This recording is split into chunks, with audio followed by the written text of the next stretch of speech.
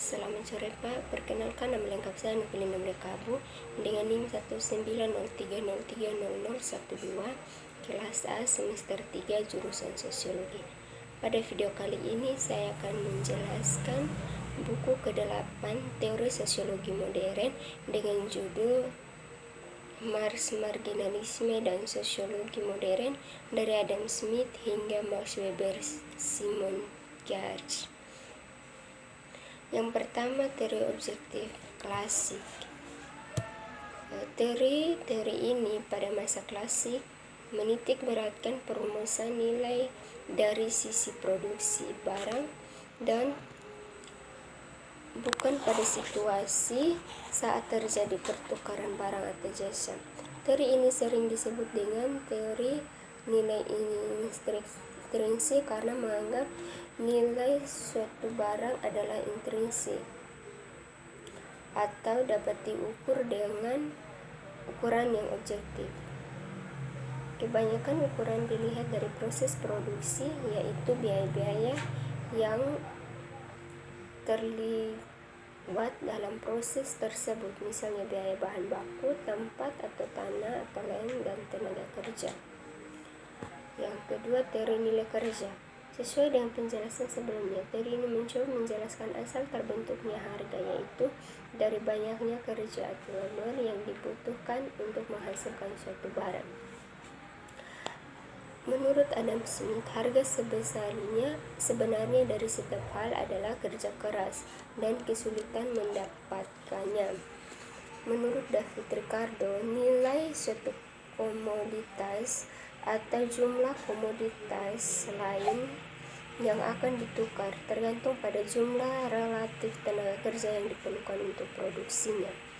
Menurut Karl Marx, kita melihat kemudian bahwa apa yang menentukan besarnya nilai suatu objek adalah jumlah tenaga kerja yang diperlukan secara sosial atau waktu tenaga kerja yang diperlukan secara sosial atau socially necessary untuk diproduksinya.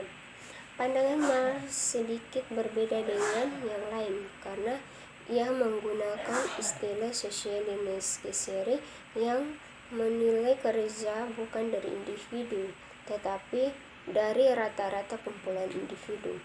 Misalnya, dalam satu wilayah ada 3 orang yang memproduksi tempe dengan kualitas yang sama. Ketiganya sama-sama membutuhkan waktu 1 jam untuk membuat satu kotak tempe. Maka bisa dikatakan satu kotak tempe bernilai 1 jam tenaga kerja yang diperlukan secara sosial. Lalu keuntungan akan timbul ketika ada produsen yang bisa memproduksi satu kotak tempe dalam waktu di bawah waktu yang diperlukan secara sosial. Marx sebenarnya tidak secara eksplisit menyebutkan teori nilai kerja karena pokok pikirannya adalah hukum nilai dari komoditas atau disingkat hukum nilai saja.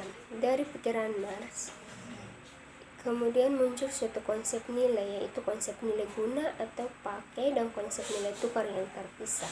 Meskipun sebenarnya konsep ini juga telah dijelaskan oleh Adam Smith secara singkat, tetapi Marx lah yang membahas dengan lebih terperinci. Yang ketiga, nilai guna atau nilai pakai. Nilai guna disebut juga nilai pakai. Fitur berwujud yang dimiliki oleh komoditas untuk memuaskan kebutuhan atau keinginan manusia. Menurut Marx, setiap produk memiliki nilai guna dan nilai kerja, dan kemudian kalau diperdagangkan menjadi komoditas akan memiliki nilai tukar. Teori subjektif atau neoklasik.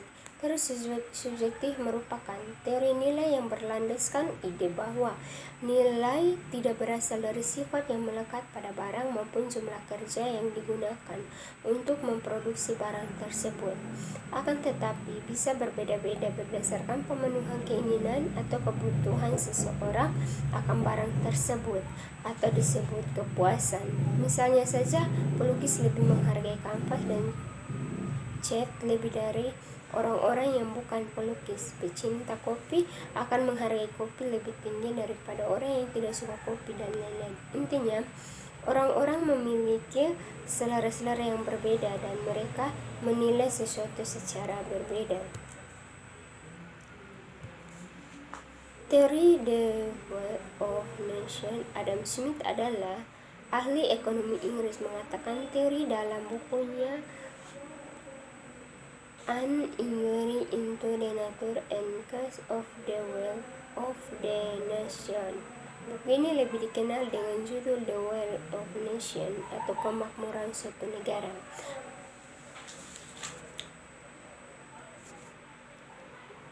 Adam Smith ialah tokoh ekonomi yang mempelopori pemberlakuan semboyan laissez-faire atau ekonomi bebas, yaitu sistem perekonomian yang bebas dari campuran tangan pemerintah. Kekuatan yang mengatur perekonomian ialah mekanisme harga. Pendapat Adam Smith dituangkan dalam teori yang disebut The Invisible Hands atau teori tangan-tangan gaib. Menurut Adam Smith, suatu negara yang mengalami pertumbuhan ekonomi tercermin pada pertumbuhan output yang dihasilkan. Pertumbuhan output yang dihasilkan bergantung pada pertumbuhan penduduk.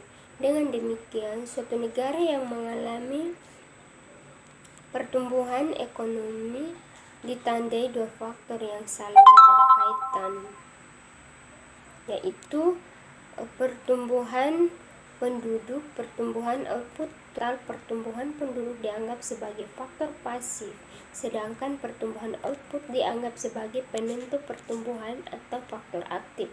Tingkat pertumbuhan yang dicapai dipengaruhi oleh tiga komponen, yaitu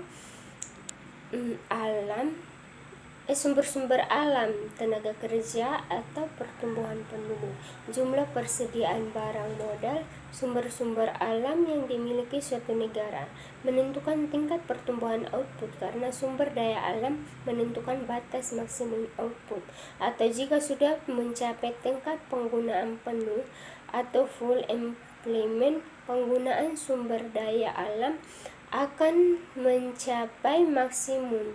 Dan pencapaian peningkatan output apabila dikerjakan oleh tenaga kerja yang memiliki tingkat spesialisasi kerja yang baik dan didukung faktor bermodal yang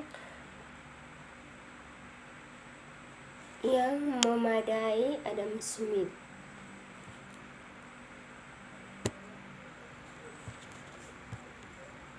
Pemikiran Adam Smith adalah pemikiran yang menjadi basis bagi perdagangan bebas, padahal sebenarnya tidak. Basis dari pemikiran pedagang bebas terletak pada David Ricardo adalah pembicaraan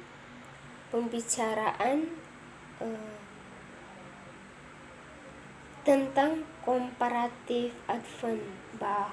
Bahkan kalau kita lihat di banyak literatur, banyak kritik yang menganggap Adam Smith itu tidak canggih untuk menerjemahkan cara berpikirnya tentang self-interest ke dalam sebuah sistem kapitalis. Adam Smith cenderung dikadang dengan cara berpikir yang sangat individualis, yang sangat berbasis pada kepentingan diri sendiri, sehingga kepentingan diri sendiri itulah yang dicondongkan oleh Adam Smith. Tetapi kita harus sadar bahwa Adam Smith memang pernah membuat pernyataan yang sering kali dikutip, dan mungkin ini juga dipakai dan disalahgunakan untuk menunjukkan bahwa Adam Smith basisnya orang yang memanfaatkan bukan karena kebaikan tetapi untuk kepentingan dia sendiri.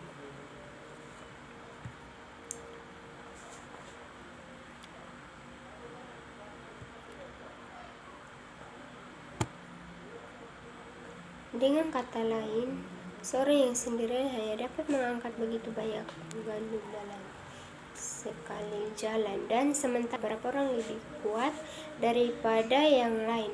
Perbedaan di antara mereka tidak membuat banyak perbedaan. Oleh karena itu, Adam Smith tampaknya percaya nilai dari objek dan apapun dapat diukur secara universal dengan jumlah tenaga kerja yang mungkin dimiliki setiap orang dalam masyarakat manapun untuk menyerahkan objek tersebut.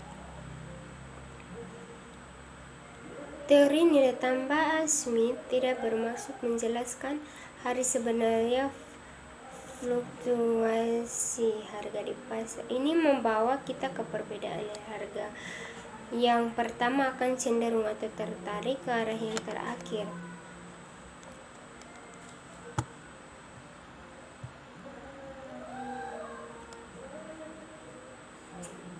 Teori-teori Weber dalam Richer adalah Verstehen. Weber merasa bahwa para sosiolog memiliki keunggulan lebih daripada ilmuwan alam. Keunggulan itu berada di dalam kemampuan sosiolog dalam memahami fenomena sosial. Sementara para ilmuwan alam tidak mungkin mendapat pengertian serupa atas perilaku sebuah atom atau senyawa kimia.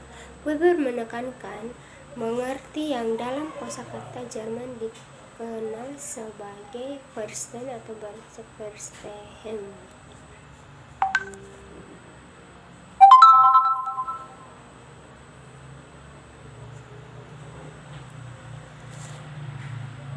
Demikian video kali ini, semoga bermanfaat bagi kita semua. Mungkin ada penjelasan saya yang kurang kata atau penambahan kata, saya mohon maaf. Sekian dan terima kasih. Selamat sore.